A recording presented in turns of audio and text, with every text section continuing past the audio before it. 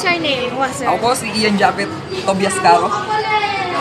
Teacher po ako ng grade 11 at grade 12, at mababait na grade 7 What SST. subject? So, pre-calculus, general physics, at ICT. Question number 1 po. Can robots live on Earth and why? Kung ang robot ay mabubuhay pa sa mundo? Kung mabubuhay ba ang robot sa mundo? Opo. So, mabubuhay sila kung yan ay susuportahan ng mga tao.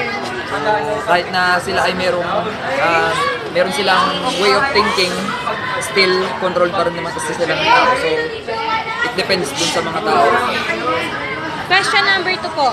Magiging malinis ba ang mundo kung puro robots ang naninirahan dito? Siguro, magiging malinis kasi syempre, yung robot kasi pwede mong turuan yan na i-program mo doon na bawal siyang magkalat. So, pwede silang masabihan na